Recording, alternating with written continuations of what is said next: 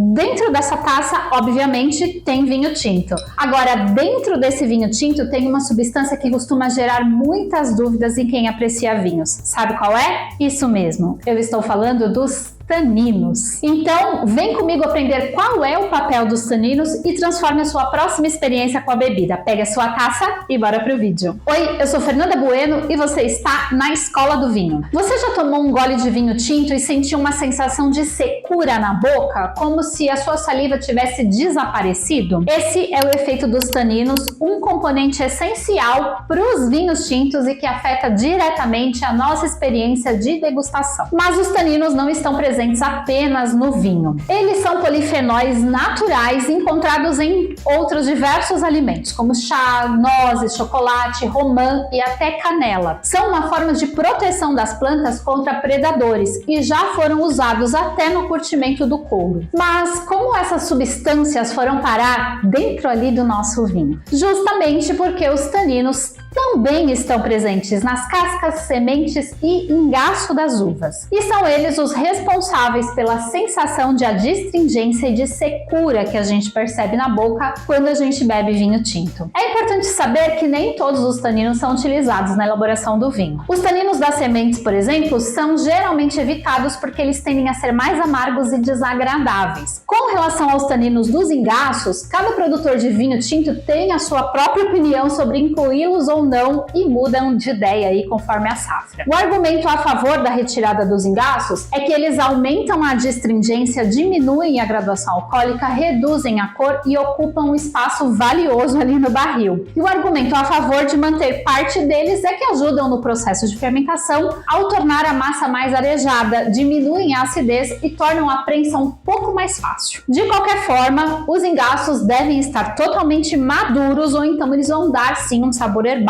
ao vinho. Já os taninos presentes nas cascas são os mais desejados porque eles conferem estrutura e complexidade ao vinho. Além disso, barris de carvalho também podem adicionar taninos ao vinho durante o processo de amadurecimento. Os taninos são vitais para a estrutura dos vinhos tintos, contribuindo para o corpo, para a complexidade e para a capacidade de envelhecimento da bebida. Eles atuam como conservantes naturais, ajudando a prevenir a oxidação do vinho e o crescimento de bactérias.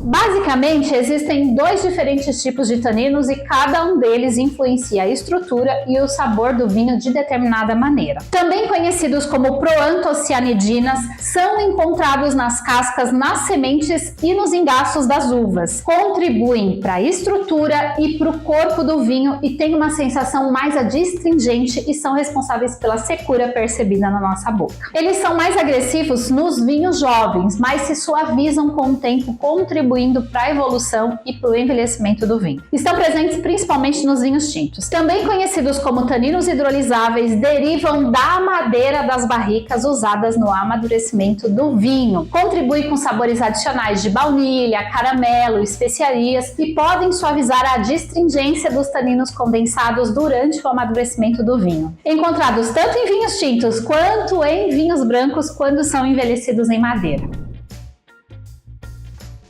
Os taninos interagem com outros compostos do vinho, como as antocianinas e os ácidos, para criar sabores e texturas únicos para a bebida. E você pode interagir com esse vídeo de forma única clicando aqui no like, sabia? Isso contribui para que esse canal se torne cada vez mais relevante e os nossos conteúdos sejam recomendados aí para mais pessoas que querem aprender mais sobre vinhos aqui no YouTube. Então clica aqui no gostei e colabore com o trabalho que eu faço aqui. Você sabia que a cor do vinho pode indicar a presença de taninos? Os taninos e as antocianinas, que são os pigmentos responsáveis pela cor do vinho, têm sim uma relação direta. Um vinho com muita intensidade de cor geralmente tem bastante taninos, mas é claro que tem exceções. Por exemplo, a uva Nebbiolo produz vinhos de cor vermelha clara que parecem leves, mas eles são naturalmente ricos em taninos, tornando-se vinhos bem encorpados. A Pinot Noir também pode produzir vinhos de coloração um pouco mais clara, mas ainda assim com taninos perceptíveis. Os taninos e as antocianinas interagem durante a maceração e essa interação pode influenciar a estrutura e o sabor do vinho. Quanto mais longa é a maceração, o tempo de contato das cascas com o mosto, mais você vai extrair taninos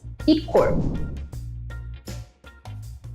Algumas uvas apresentam naturalmente mais taninos do que outras. Obviamente que clima, região e algumas escolhas do produtor vão impactar também no resultado final do vinho, mas de maneira geral, as uvas Cabernet Sauvignon, Taná, Nebbiolo e Sagrantino são conhecidas por seus altos níveis de taninos, resultando em vinhos robustos e estruturados. Já Pinot Noir e Gamay são uvas que tendem a produzir vinhos mais leves com menos adstringência, e ali no meio tem um monte de coisa. Essas variações acontecem por causa da genética das uvas e também devido ao processo de vinificação utilizado ali. Por exemplo, a maceração prolongada e uso de barricas de carvalho podem aumentar os níveis de taninos de determinado vinho que não tinha tanto. Se você gosta de vinhos e quer aprender mais sobre essa bebida tão incrível que a gente ama, com conteúdos como esse, saiba que toda semana tem vídeo novo aqui no canal, pelo menos um. Clica aqui em inscrever-se, depois no sininho, marca ali ativar todas as notificações para você receber um aviso dos nossos novos conteúdos. Os barris de carvalho também influenciam os taninos do vinho. Durante o amadurecimento, os vinhos absorvem taninos da madeira, o que adiciona complexidade e suavidade ao vinho. Os taninos de madeira, como eu já falei, que são conhecidos como taninos gálicos, são os responsáveis por adicionar aos vinhos aquelas notas de especiarias que a gente costuma encontrar. A microoxigenação, também proporcionada pelos barris de carvalho, ajuda a suavizar os taninos naturais das uvas, criando uma textura mais macia, mais sedosa e mais redonda. Os tipos de carvalho mais comuns usados aí na vinificação são o carvalho francês e o carvalho americano. E cada tipo de carvalho vai contribuir de uma maneira diferente para o perfil de sabor do vinho. Eu te expliquei tudo o que você precisa saber sobre a interação do vinho com o carvalho nesse outro vídeo aqui, ó. Clique e assiste depois. O tanino não tem um gosto em si, mas causa uma sensação de secura e de rugosidade na boca, semelhante a morder uma banana verde. Isso porque eles extraem água das mucosas da língua e da boca e fazem precipitar a mucina. Preste atenção nas seguintes sensações quando você for degustar um vinho tinto. Os taninos extraem água das mucosas, criando uma sensação de secura na boca. Uma sensação de rugosidade, como se a sua língua fosse uma lixa. Alguns taninos podem contribuir para um sabor amargo no vinho. A presença de taninos pode fazer com que o vinho pareça mais estruturado e firme na boca. É importante notar que taninos verdes e de baixa qualidade podem atrapalhar a experiência da degustação. Taninos verdes que vêm de uvas colhidas antes do amadurecimento completo podem causar uma sensação desagradável de adstringência extrema e de amargor. Isso é considerado um defeito porque esses taninos não se suavizam com o tempo e eles podem deixar o vinho desequilibrado e áspero. Por exemplo, um vinho com taninos verdes pode dar a sensação de que você está mastigando folhas de chá extremamente amargas ou mordendo um caroço de uva, o que não é nada agradável. Isso pode estragar a experiência de degustação e é um indicador de que o vinho não foi feito com uvas de qualidade ou com técnicas adequadas de vinificação.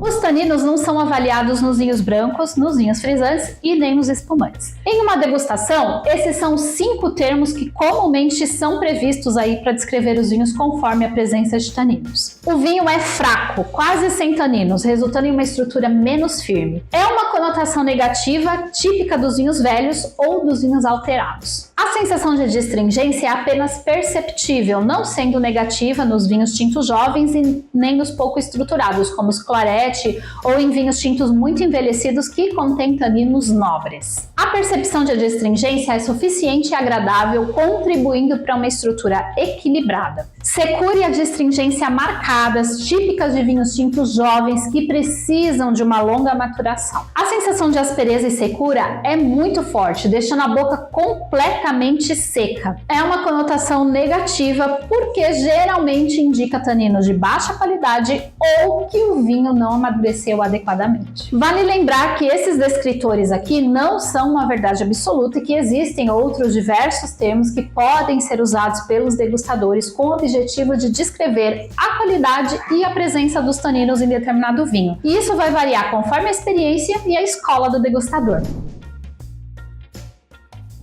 Agora vamos falar sobre como os taninos interagem com os alimentos e como a gente pode harmonizar vinhos tânicos com comidas. Os taninos são perfeitos para harmonizar com alimentos ricos em proteínas e gorduras, como carnes vermelhas grelhadas, carnes assadas, queijos mais maturados e pratos mais ricos. Isso porque os taninos se ligam às proteínas e às gorduras, suavizando a sensação de adstringência que eles têm na nossa boca. Pratos como um steak grelhado, carne de cordeiro, um prato aí de queijos uma maior maturação são excelentes companheiros para vinhos com alto teor de taninos como um Cabernet Sauvignon ou um Tannat. Por outro lado, evite vinhos tânicos com prato leves ou com baixa proteína, como saladas ou peixes, porque os taninos podem se destacar demais e criar uma sensação desagradável de secura. Mas se você faz questão de harmonizar um prato com um vinho tinto, opte por um que tenha taninos mais baixos, como um Pinot Noir, que tem uma acidez suficiente para equilibrar pratos mais leves, mas sem agressividade dos taninos. E já que eu comentei aí sobre peixes com vinhos tintos, é importante você saber de uma coisa. Os taninos também reagem com peixes e com frutos do mar de maneiras que podem resultar em experiências de degustação